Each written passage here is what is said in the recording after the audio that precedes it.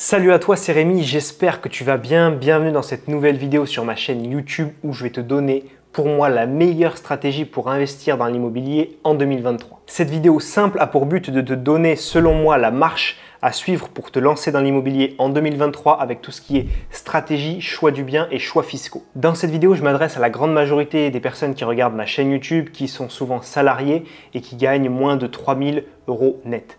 Donc au niveau de la stratégie à utiliser, pour moi, l'immobilier locatif est la première chose à mettre en place pour commencer à avoir des revenus passifs et sortir progressivement d'un quotidien qui te déplaît. Personnellement, au niveau stratégie, c'est vraiment ce que je ferais, immobilier locatif, T1, studio, T2, coloc, etc. pour commencer tranquillement. Je ne partirai pas sur des locaux commerciaux parce que c'est un petit peu plus complexe, les tickets d'entrée sont un petit peu plus gros et c'est plus compliqué à comprendre. Je ne partirai pas non plus sur de l'achat de places de parking ou de garage ou de cave. Pourquoi? Parce que tu vas mettre beaucoup de temps au niveau de tout ce qui va être paperasse et au final, le rendement, le retour sur investissement sera faible. Tu vas peut-être gagner 20, 30, 50 € par mois au niveau cash flow et positif alors que tu auras fait de très longues démarches. Et souvent en plus, la plupart des personnes, elles ont 5, 8, 10 000 € de côté. Elles se disent, je vais commencer simplement, je vais mettre ces 8 000 € dans un garage. Sauf que derrière, quand il va s'agir d'investir dans un appartement, la banque, elle va voir que tu n'as plus d'apport et donc ça va être beaucoup plus compliqué d'emprunter. Je ne commencerai pas non plus par faire de l'achat-revente parce que ça ne crée pas des revenus passifs, des revenus récurrents. Donc peut-être dans un second temps avec par exemple l'achat-revente d'une RP. Mais en tout cas, au début, je te conseille vraiment de commencer par de l'immobilier locatif sur un simple appartement avec un mode d'exploitation que tu choisis en fonction de ce que tu aimes faire, de ce que tu veux faire. Donc meublé classique étudiant, colocation, location courte durée et de commencer tranquillement avec un bien. Je n'ai volontairement pas cité les immeubles de rapport parce que au début, quand tu es débutant, je ne commencerai pas par un immeuble. C'est plus de soucis, plus de choses à gérer. Encore une fois, pourquoi pas, mais dans un second temps. On n'oublie pas que l'immobilier, c'est un marathon, c'est pas un sprint. Donc le but, c'est de faire les choses bien, pas se planter, prendre du recul et enchaîner les investissements rentables. Autre point important, le choix fiscal pour tes locations. Alors, le problème, c'est qu'on entend toujours qu'il y a trop d'impôts, trop de taxes. Un coup, on entend notre oncle Jean-Jacques qui nous dit qu'il faut faire de la location nue. Un coup, on entend qu'il faut faire de la location meublée sur BFM Business qui a sorti le classement des 12 villes à investir ou investir en France, les classer. La première, elle est vraiment beaucoup plus rentable que la cinquième, il ne faut vraiment pas y aller. Bref, tout ça, on ne sait plus vraiment où donner de la tête. En France, il existe une niche fiscale dans laquelle tu ne payes aucun impôt sur tes loyers. Elle est sous-exploitée par la plupart des investisseurs.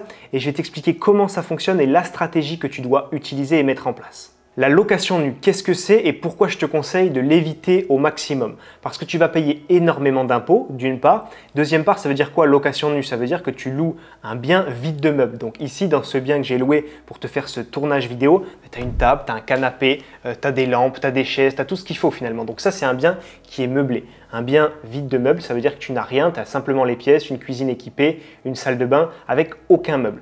Et ça, le problème, c'est que, comme j'ai dit, tu payes beaucoup d'impôts, tu te fais vraiment massacrer, peu importe les choix que tu fais.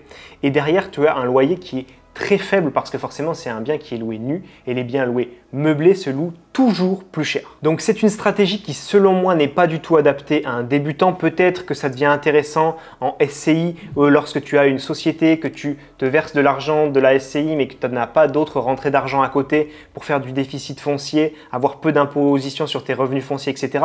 Mais c'est pas du tout adapté pour un débutant. La location meublée, c'est quelque chose que je te conseille, c'est quelque chose à privilégier, surtout pour un débutant. Qu'est-ce que tu fais? Tu fais un appartement comme celui-ci, tu le meubles très bien, tu fais une belle rénovation, un bel ameublement, de très belles photos, que ce soit pour de la location meublée classique à un étudiant ou pour du Airbnb. Et là, tu vas vraiment transformer ton appartement en machine à cash. Et le but en faisant ça, ça va être quoi? Ça va vraiment être de te démarquer de la concurrence. Et encore une fois, dans l'exemple de cet appartement, je l'ai pris parce qu'il est très beau. On est à La Rochelle, on est sur du 150 € la nuit pour un 2 chambres, donc un T3 avec un magnifique salon, une très belle pièce de vie. Et ça te permet de te démarquer. Et si on fait le comparatif par exemple avec du meublé étudiant, parce qu'il y en a peut-être que pour qui c'est plus simple de comparer, le meublé étudiant, il faut te dire que même les investisseurs qui louent en meublé, la plupart sont vieillots, anciens, pas trop rénovés avec des vieux meubles de grand-mère. Et donc dès que tu fais quelque chose qui sort un peu du lot, tu vas pouvoir louer vraiment très cher. Je vais te donner quelques exemples de mes élèves. J'ai par exemple Tracy qui loue un 2 pièces en région parisienne à 950 € par mois. C'est beaucoup plus haut que son marché et j'ai d'ailleurs la vidéo sur la chaîne YouTube que tu peux aller voir. J'ai Laetitia qui a un studio sur Hoche qu'elle loue 440 € par mois. Pareil, elle est hors marché, elle est vraiment au-dessus des studios du même genre dans sa ville. J'ai aussi un autre exemple de Raled sur Metz qui a fait un super investissement avec un T2 qui est loué près de 700 € par mois. Donc, arrête de croire que c'est impossible de louer cher. Tu auras toujours des gens qui seront prêts à payer pour avoir la meilleure qualité possible. Donc selon moi, la stratégie que tu dois utiliser pour te lancer dans l'immobilier en 2023 si tu es débutant, c'est de commencer par un bien seul, que ce soit un studio, un T2, une colocation, et de le louer en meublé. Si on veut aller un petit peu plus loin dans le détail des régimes fiscaux de la location meublée, j'ai fait une vidéo sur le sujet et je te mettrai directement le lien en description pour que tu puisses voir la différence entre micro-BIC et régime réel. Ce qu'il faut bien comprendre, c'est que dans 90% des cas, le régime du réel va être plus avantageux et tu vas pouvoir ne pas payer d'impôts sur tes loyers pendant de nombreuses années et enchaîner les investissements rentables. Alors oui, il va falloir que tu passes par un expert comptable, ça va te coûter un petit peu d'argent, mais le coût va être dérisoire comparé aux économies d'impôts que tu vas faire. Si tu veux en savoir un petit peu plus et que tout ça, ça te parle pas forcément au niveau fiscalité de la location meublée, j'ai créé un guide pratique pour tout apprendre de A à Z. Tu auras le lien pour le télécharger gratuitement dans la description. Et petite parenthèse dans cette vidéo, beaucoup de mes élèves passent par mon expert comptable pour gérer toute leur location. C'est un expert de la location meublée et je donne son contact simplement à mes élèves. Je te donne un exemple très rapide et très simple dans cette vidéo. Si tu prends un bien qui te rapporte 10 000 € à l'année et que tu choisis le régime du micro-BIC parce que tu ne sais pas ou tu ne veux pas passer par un expert comptable.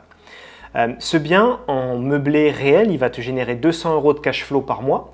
Et en micro-BIC, si tu as une tranche marginale d'imposition à 30%, tu vas payer des impôts à hauteur de 2 360 € sur ce bien, dans mon exemple. Donc 30% d'impôts en TMI et prélèvements sociaux, 17,2%. Donc soit tu as un bien au réel qui te fait gagner 200 € par mois et finalement ce même bien au micro-BIC qui te faisait gagner 200 € par mois, ces 200 € par mois, ils vont se volatiliser tout simplement en impôts. Donc ne t'inquiète pas, tous ces détails-là, tous ces exemples, tu les retrouves dans le guide pratique location meublée que j'ai créé pour toi. Donc pour moi, si tu es débutant aujourd'hui, que tu veux te lancer, il faut absolument que tu fasses de la location meublée, un premier appartement, utiliser le régime fiscal du réel, le statut du LMNP, c'est vraiment le meilleur combo, le plus rentable pour te lancer dans l'immobilier en toute sécurité. Pourquoi? Tout simplement parce que tu fais beaucoup plus de bénéfices qu'avec d'autres régimes fiscaux. Tu investis en nom propre, tu n'es pas en société, donc le bénéfice que tu fais, tu peux l'utiliser comme bon te semble pour faire tes courses, pour partir en voyage, pour kiffer. C'est vraiment ton argent et c'est vraiment la solution que je recommande pour débuter. Tu profites vraiment d'une niche fiscale très avantageuse, tu as tout ce qui est charges déductibles, amortissements, etc.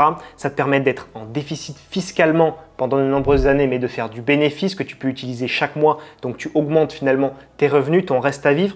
Tu as des avantages sur la revente d'un bien, sur la plus-value. Tu peux même être exonéré d'impôts sur la plus-value selon certaines conditions. Donc, vraiment, pour moi, c'est la chose à recommander pour commencer. Ça va te permettre de te faire la main, d'utiliser le meilleur régime fiscal en France. Ça va te permettre de prendre du recul, d'accumuler de l'expérience et de pouvoir continuer ta carrière d'investisseur. Tout ça, tu peux le faire au long de plusieurs investissements selon les revenus du foyer fiscal, etc.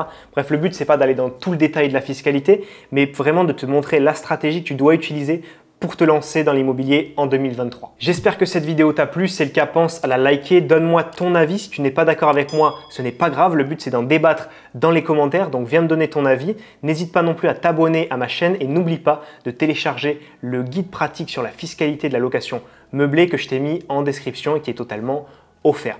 On se voit dans une prochaine vidéo. C'était Rémi, à très vite. Ciao, ciao.